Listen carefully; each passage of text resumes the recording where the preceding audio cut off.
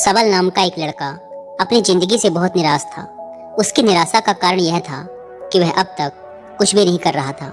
उसके माँ बाप उसे ताने मारते कि तेरे सारे मित्र कुछ न कुछ कर रहे हैं, लेकिन तू अभी भी घर में ही बैठा हुआ है।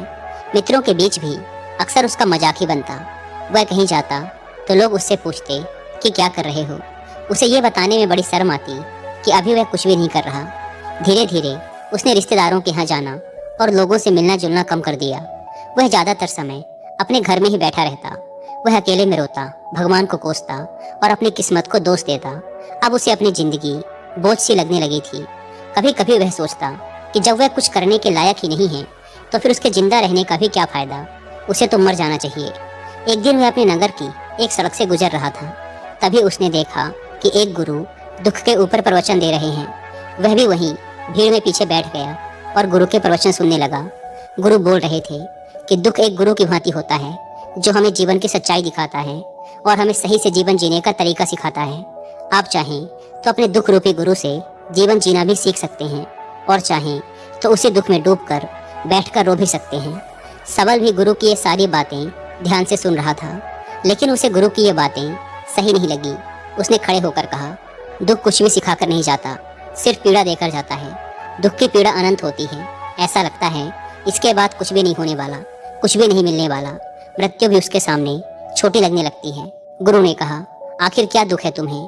सबल ने अपना सारा दुख गुरु के समक्ष कह सुनाया और पूछा, क्या आपके पास मेरे इस दुख का कोई समाधान है?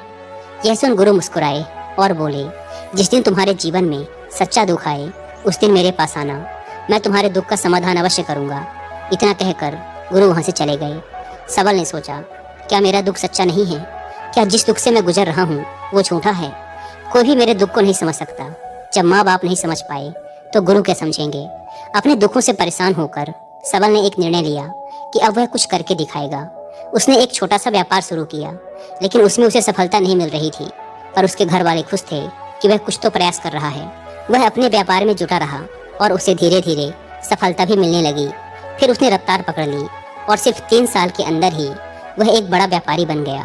अब सबल के चारों तरफ ऐसे बहुत से लोग थे जो उसकी चिंता करते थे, उसे पसंद करते थे, उसके काम की प्रशंसा करते थे। अब उसके घर वाले भी उसकी प्रशंसा करते नहीं थकते थे। दिन प्रतिदिन उसके मित्रों की संख्या बढ़ती जा रही थी। अब वह अपनी जिंदगी से बहुत ही खुश था। उसके कुछ मित्रों ने उसे सलाह दी कि जब तुम बड़े व्यापारी बनकर इतने खुश हो तो सोचो कि अगर तुम इस नगर के, इस राज्य के सबसे बड़े व्यापारी बन जाओ तो तुम्हारे पास कितना सुख होगा, कितने लोग तुमसे जुड़ना चाहेंगे, तुम्हारा कितना यश फैलेगा। स्वयं राजा भी तुमसे मित्रता करना चाहेंगे और जरूरत पड़ने पर तुमसे ही धन उधार लेंगे। मित्रों की यह बात सबल के मन में घर कर गई। अब उसने और भी धन कमाने का प्रयास शुरू कर दिया, लेकिन उसे ये सब कुछ बहुत ही जल्दी चाहिए था। वह यह सब कुछ प्राप्त करने में अपना ज़्यादा समय बर्बाद नहीं करना चाहता था। इसीलिए उसने ऐसे भी कार्य करने शुरू कर दिए जो उचित नहीं थे। उसने बड़ी मात्रा में अपने मित्रों से धन उधार लेना शुरू कर दिया। ज़्यादा मुनाफा कमाने के लालच में अपने सामान में मिलावट करने लगा। उसने दूसरे व्यापारियों के खिलाफ षड्यंत्र भी रचे, उन्हें डराया धमकाया। जैसा जैसा उसके मित्र उससे कहते गए वह वही करता गया। वही इन तरीकों से ज़्यादा धन तो कमा रहा था, लेकिन अब उसके जीवन में सुकून नहीं रह गया था। उसके मन की शांति गायब हो गई थी। उसे रातों में नींद नहीं आती थी। वह किसी उधेड़-बुन में लगा रहता था। सुख साधन की सारी वस्तुएं होने के बाद भी उसे किसी में सुख नहीं मिल रहा था। एक दिन सबल अपनी बग्घी में सवार होकर कहीं जा रहा था। तभी रास्ते में उसे गुरु का आश्रम दिखा। वह रुक गया। वह गुरु के पास जाकर बोला, गुरुदेव, आपने कहा था कि जब तुम्हारे जीवन में सच्चा दुख आए तब मेरे पास आना। अब मैं बहुत दुखी हूँ। मेरे रातों की नींद गायब हो गई है। मुझे कहीं सुकून नहीं मिल रहा। इस तरीके से सबल ने अपनी सारी समस्या गुरु के सामने कह सुनाई। गुरु ने कहा, जब तुम मुझसे पहली बार मिले थे तब भी तुम किसी दुख में थे। तुमने उस दुख से क्या सीखा? सबल ने कहा, मैंने सीखा कि सिर्फ सोचने और चिंता करने से कुछ नहीं होता। अपनी सोच को सच करने के लिए कर्म करना पड़ता है और सिर्फ कर्म करने से भी कुछ नहीं होता। अपने कर्म को अंतिम पड़ाव तक ले जाना भी आवश्यक होता है। चाहे रास्ते में कितनी ही मुश्किलें आए, मन कितना ही निराश हो, कितना ही लगे कि अब आगे कुछ भी नहीं होने वाला, तब भी यह मान कर चलो कि मैं जो भी कर रहा हूँ उसमें सफल अवश्य होऊंगा। लोग सिर्फ सफल व्यक्ति को ही सम्मान देते हैं, फिर चाहे कोई कितना ही अच्छा क्यों ना हो, वह लोगों की नज़रों में बोझ ही होता है। यह सब सुन गुरु मुस्कुराए और बोले, यह असली दुख नहीं है। जब तुम्हारे जीवन में असली दुख आए तब मेरे पास आना, मैं उसका समाधान अवश्य करूंगा। सबल ने जाते समय गुरु को सोने के सिक्कों से भरा एक घड़ा भेंट किया। घड़ा देखकर गुरु ने कहा, ये मेरे किसी काम का नहीं, इसे उस पेड़ के नीचे गड्ढा खोदकर दफना दो। सबल ने गुरु के कहे अनुसार घड़े को पेड़ के नीचे दफना दिया और वहां से चला गया। कुछ दिनों तक तो व्यापार अच्छी तरक्की कर रहा था, लेकिन गलत व्यापार की वजह से धीरे धीरे उसे व्यापार में घाटा होने लगा। उसकी सारी धन संपदा धीरे धीरे खत्म होने लगी और एक दिन ऐसा आया जब उसके पास कुछ भी नहीं बचा और वह कर्जे से लग चुका था। लेकिन वह निश्चिंत था, क्योंकि उसने सारा कर्ज अपने मित्रों से ही लिया था। वह सोचता था कि उसके मित्र बुरे समय में उसका साथ देंगे, लेकिन ऐसा कुछ भी नहीं हुआ। बुरा समय आते ही मित्रों ने ही सबसे पहले अपना उधार मांगना शुरू किया और उधार वापस न करने पर जान से मारने की धमकी भी दी।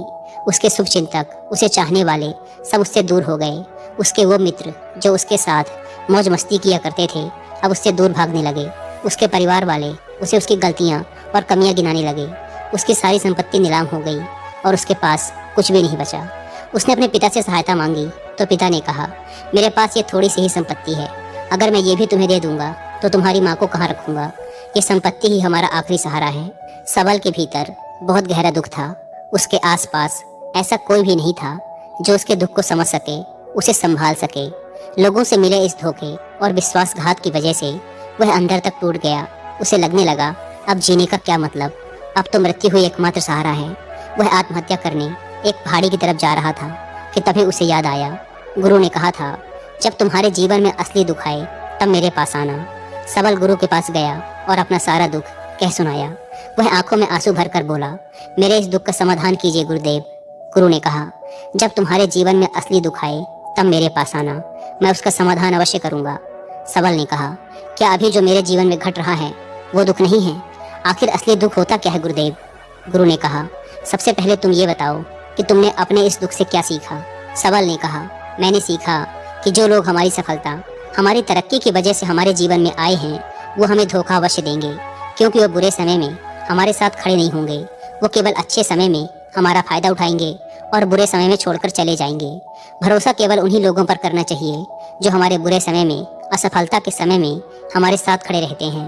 लेकिन ऐसे लोग बहुत ही कम होते हैं, पर जिसके पास होते हैं उन्हें उनकी कद्र करनी चाहिए, उनका अपमान नहीं करना चाहिए। मैंने यह भी सीखा कि कभी किसी के खिलाफ षड्यंत्र नहीं रचना चाहिए, ईमानदारी और धैर्य के साथ अपना काम करना चाहिए और कभी लालच नहीं करनी चाहिए। दोस्तों, इंसानी स्वभाव या इंसानी फितरत के बारे में और डिटेल